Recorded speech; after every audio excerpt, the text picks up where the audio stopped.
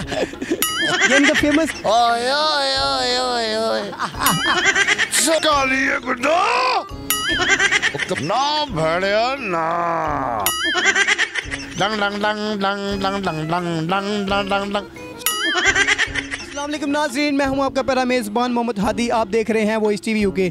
जी तो नाज़रीन, आज मैं उस शख्स के पास मौजूद हूं जो बहुत ही फेमस कॉमेडियन है और वो हर एक्टर की पैरोडी कर लेते हैं। आए चलते हैं, मिलाता हूं आप उनसे। अस्सलाम वालेकुम।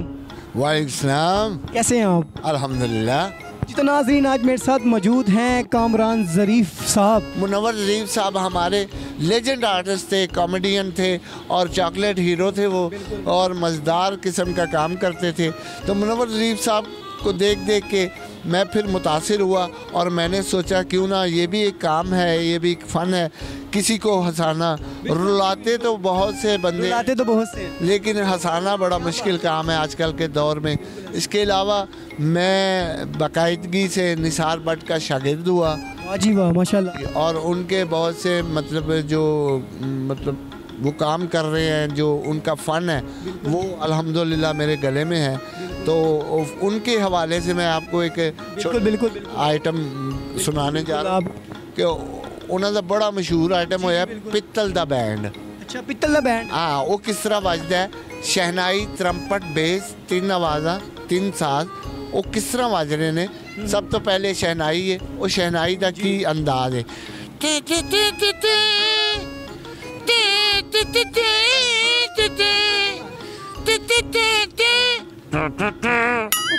ये उनका क्या बात है, क्या कहने मुनव्वर ज़रीफ़ साहब का था। और मेरे उस्ताद जी निसार भट्ट साहब, वो इनको बहुत ज़्यादा उनके उस्ताद हैं। तो हमारे तो मुनव्वर ज़रीफ़ साहब ज़्यादा उस्ताद हैं। निसार भट्ट साहब का एक बहुत से खूबसूरत आइटम है। उनके नक्शे कदम पे चलते हुए मैंने भी कोशिश की है कि किसी रोते हुए को हंसाते चलो, क्योंकि या तो दीवाना हंसे या तू जिसे तौफीक दे, वरना इस दुनिया में आके मुस्कुरा सकता है कौन। जी, तो इसी तरह काफ़ी आर्टिस्टों की पैरोडी है अल्हम्दुलिल्लाह। रंगीला। आपको इस फील्ड में कितने साल हो गए तकरीबन? मैं जी 1984 से मैं शागिर्द हुआ था निसार भट्ट साहब का। तो 1984 से लेके अब तक काम कर रहे हैं अल्हम्दुलिल्लाह। पाकिस्तान से बाहर। और उसके अलावा रंगीला साहब हमारे कॉमेडियन आर्टिस्ट। अच्छा, वो तो उनके बोलने का अंदाज क्या था।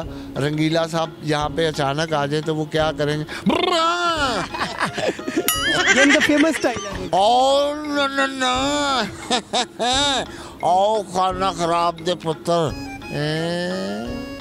ओ बेड़ा करके हो गया, ओ बानो, ओ कमीज तेरी काली तो सोने फुल्लों वाली। ये रंगीला साहब का स्टाइल था। अलबेला साहब वो अपने काम के खुद एक आर्टिस्ट थे। अलबेला साहब हमारे कॉमेडियन आर्टिस्ट थे। उनके बोलने का अंदाज़ क्या था, एक गाना उनको दिया गया अताउल्लाह न्याज़ी साहब का कि ये गा के सुनाएं। कौन सा गाना? तेरी काली सोने फुल्ला वाली। अब अताउल्लाह साहब ने कैसे गाया, कमीज तेंढी काली सोने फुल्ला वाली।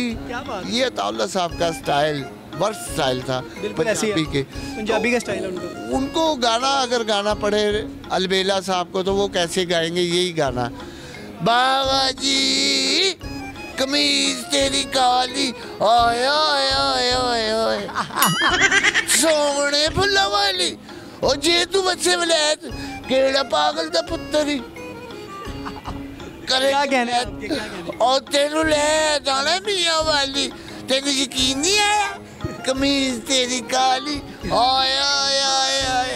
ये क्या बात। अब हमारे मुल्क के मतलब पाकिस्तानी आर्टिस्ट हैं सुल्तान रई साहब। बिल्कुल ऐसे, वो तो पाकिस्तान के माशाल्लाह बहुत बड़े आर्टिस्ट। ऐसे फनकार सदियों में पैदा होते हैं। क्या बात। तो अगर उनको ये गाना गाना पड़े तो वो किस अंदाज से गाएंगे, बिल्कुल उनका स्टाइल क्या होगा, फेस एक्सप्रेशन क्या देते थे वो आए हैं क्या, कमीज तेरी काली है गुड्डा, कमीज नू पता लग गया मैं किसे हाथ चढ़ गई। बिल्कुल ऐसी है। ओ सोने फुल्ला वाली, ओ जे तू बसे वलैत नहीं, ओ केड़ा पागल दा पुत्तर ही करेगा रात, ओ तेनू ले जाना मियां वाली,